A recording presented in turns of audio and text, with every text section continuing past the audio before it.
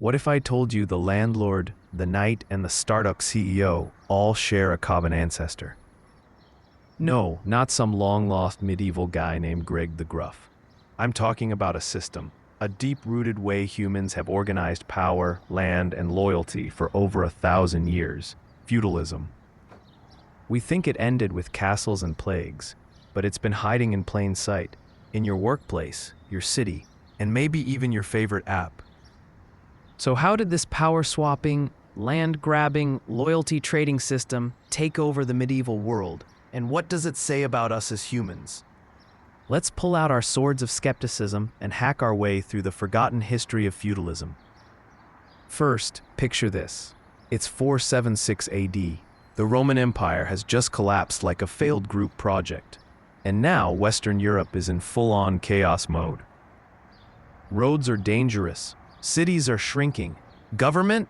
Ghosted. It's like if your local mayor disappeared, and your neighborhood had to form its own rules, using a mix of swordplay and vibes. That's feudalism in a nutshell. A king or noble says, "I've got land, you've got muscles. Work for me, fight for me, and I'll let you live here and grow stuff." Out of this mess rises the ultimate barter system, land for loyalty. And just like that, everyone suddenly has a job. Not necessarily a good one, but hey, you're not getting raided by Vikings. Yet. So what exactly made feudalism so contagious? Here's the secret. It wasn't a law or a treaty. It was human nature. When institutions collapse, humans default to what's familiar: loyalty, protection, and belonging. We form hierarchies, find a leader, and trade freedom for safety. It's like our inner survival algorithm kicks in and says, find someone with a sword and cling to them. Feudalism is less about politics and more about psychology. Deep down, we want order. We want protection. And if that means pledging allegiance to Lord Beefcake of Westfield Manor, so be it. Let's zoom out and see how different cultures interpreted this feudal instinct. Europe, the original blueprint. Or was it? In Western Europe, feudalism took shape after Rome fell.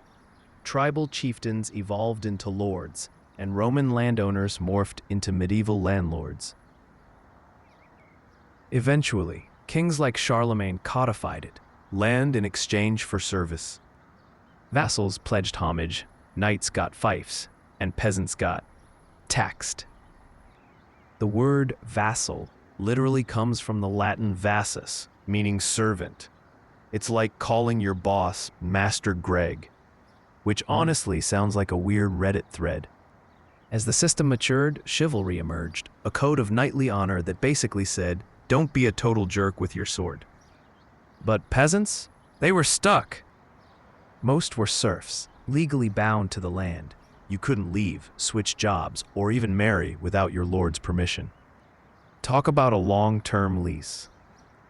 China, Feudalism, Dynasty edition. Long before European castles dotted the landscape, China was running its own version of feudalism under the Zhou dynasty, around 1046 BCE. The Zhou kings granted land to loyal nobles who ruled semi-autonomously in exchange for military support. Over time, those nobles grew more independent, the central government weakened, and the Warring States period broke out. Unlike Europe's knightly codes, Chinese feudalism was tightly connected to Confucian ideas about order, duty, and family. Serving your lord wasn't just practical, it was a moral obligation. When that system failed, China didn't lean back into feudalism. It went the other way, centralizing under emperors and bureaucrats, creating one of history's most powerful non-feudal dynasties. Japan, samurai, and the shogunate. In the 12th century, Japan began its own flavor of feudalism, where the emperor was more symbolic, and real power rested with the shogun. Local daimyos controlled territories, and their warriors, the samurai, swore loyalty in return for land and status. Their code, Bushido, was all about honor, loyalty, and dying dramatically. It was a strict, vertical society. If you were born a farmer, you stayed a farmer.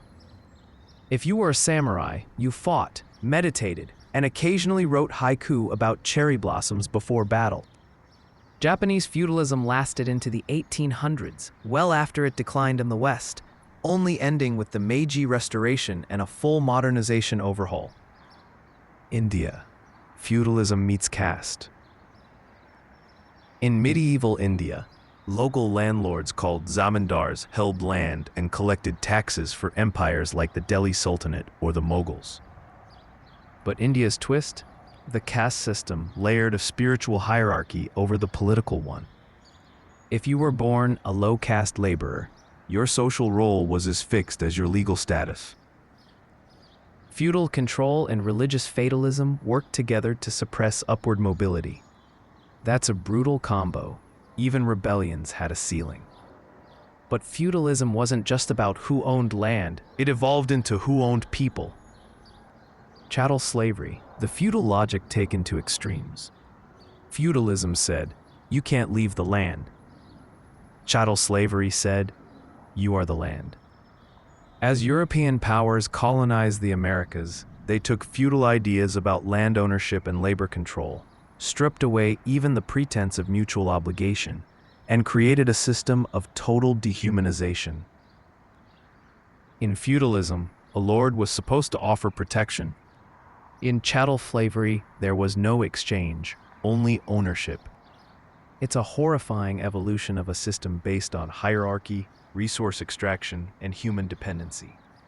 So how did people living under feudalism actually feel about it? Spoiler, not great. We often imagine medieval peasants as docile, but that's propaganda. There were revolts across Europe, some massive. In 1381, English peasants rose up, Marched on London, and demanded an end to serfdom and oppressive taxes. their rallying cry, when Adam delved and Eve span, Who was then the gentleman? translation, God didn't create nobles, people did. In Japan, peasant revolts became so common they had a word for it: Ikki. Armed groups would storm castles and demand fairer treatment. In Russia, peasant uprisings eventually fueled revolution. When people get tired of farming someone else's land under threat of violence, things tend to catch fire. Literally. As feudalism faded, it left its fingerprints everywhere. Industrialization replaced land with Factories. Nobles gave way to capitalists. Serfs became wage workers. but the structure, A small elite controlling the means of production while the masses do the labor, remained eerily familiar. so did the idea of trading freedom for security. Only now, the lords wear suits, not armor. Feudalism today. New look, same rules. Let's play a game. Is it feudalism or just modern life? Your landlord controls your rent, your space, your living conditions. You pay him, but he doesn't work the land. Classic feudal structure. A CEO gives you access to resources, health insurance, and income, as long as you obey company culture and don't ask for too many questions.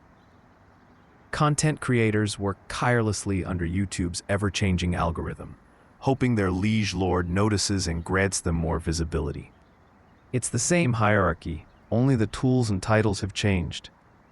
Even the gig economy is just mercenary work in skinny jeans.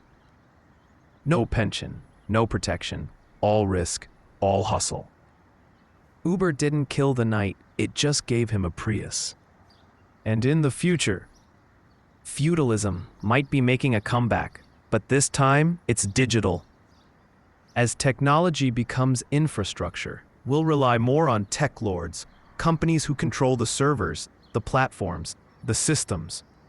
In a world where access to AI, data, or even housing is increasingly limited to those with capital, you may not own anything. You'll just lease it indefinitely. the castles will be cloud-based. The lords, billionaires. The fiefdom, the login screen. And once again, we'll face the question, is this safety or servitude? So what can we learn from this 1,000-year saga? Feudalism wasn't a quirk of the past. It's a mirror of how humans deal with fear, scarcity, and power. It tells us we often accept hierarchy when we're afraid. We make trades, freedom for safety, autonomy for structure. But history also shows that every system, no matter how entrenched, can be questioned, resisted, rewritten. So if you're watching this wondering, am I building my own future or just enriching someone else's empire? You're not alone. Keep asking, keep building, keep fighting for systems that serve the many, not just the few. If this made you think even a little, hit that like button, subscribe, and ring the bell. Got thoughts?